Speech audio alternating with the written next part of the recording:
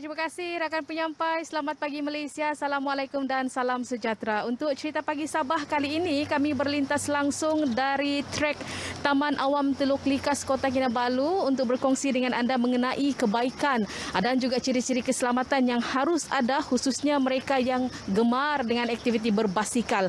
Jadi untuk bercakap lebih lanjut bersama dengan saya pada pagi ini iaitu Encik Natasha Sun, merupakan seorang jurulatih mountain bike MTB Sabah Sukma. Selamat pagi jurulatih ataupun coach.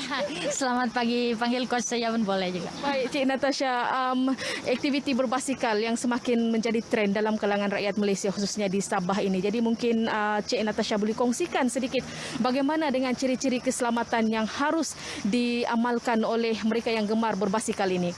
Nasihat saya kepada penggemar basikal yang baru mencuburi bidang basikal dalam Sabah atau dimanapun mereka, aspek keselamatan yang kita perlu tekankan adalah berkayuh secara berkumpulan yang memerlukan kita menggunakan jalan raya. Kita harus berkayuh secara berdisiplin lah di atas jalan raya karena bukan kita siap pengguna jalan raya kan. Bagi mengelakkan apa-apa kemalangan berlakulah. So kita kena fahamlah yang di mana sepatutnya kita kena berkayuh dan di mana sepatutnya kita tidak berkayuh. Sepertinya bagi orang yang baru bermula, saya harap mereka boleh berkayuh di trek-trek, taman-taman awam rekreasi yang telah disediakan oleh pihak kerajaan karena itu adalah lagi selamatlah bagi mereka. Yang perlu ada adalah helmet dan glove, yaitu sarung tangan lah, supaya ada apa-apa masalah. Kita adalah seorang penunggang basikal. Bercakap pula mengenai kaitan dengan kesihatan. Kita faham aktiviti berbasikal ini baik untuk jantung, namun kalau tidak dilaksanakan dengan baik juga boleh mengundang keburukan ya ataupun kesihatan, boleh menjejaskan kesihatan. Ya, saya harap penunggang-penunggang basikal, tidak kiralah dia seorang pelumba kah, dia seorang pengayuh yang santai. Kita kena lihat dalam keadaan diri kita. Adakah kita sentiasa bersedia berada di atas basikal dan berkayuh? Terutamanya tidur.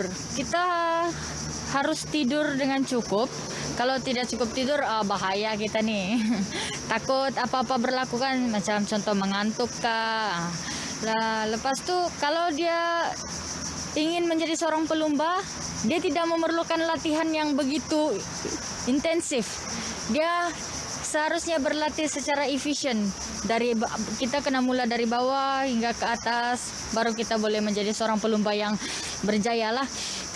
Kalau dia memaksa diri untuk mengikuti kehendak orang lain atau kemampuan orang lain, kemungkinan besar dia akan mempunyai masalah radang paru-paru, jantung lemah, apa semua. Itulah masalah yang kita harus mengelakkan.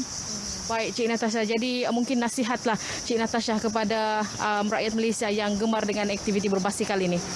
Nasihat saya kepada penunggang basikal yang baru, elakkan untuk berkayuh secara berkumpulan yang besar, dalam kumpulan yang besar di atas jalan raya. Saya harap kamu boleh berkayuh secara berkumpulan atau bersorangan di trek-trek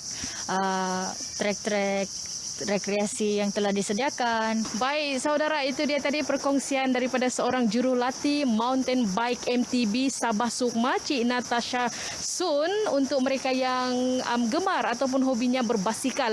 Dan tidak salah untuk anda terus melaksanakan aktiviti berbasikal ini, apatah lagi bersama dengan keluarga tercinta, kerana ianya sejajar dengan hasrat kerajaan untuk melahirkan keluarga Malaysia yang sihat dan aktif. Namun jangan lupa SOP tetap kena patuh. Sekian saja lintas langsung dari cerita pagi Sabah kali ini, kembali bersama dengan rakan penyampai di Selamat Pagi Malaysia. Silakan.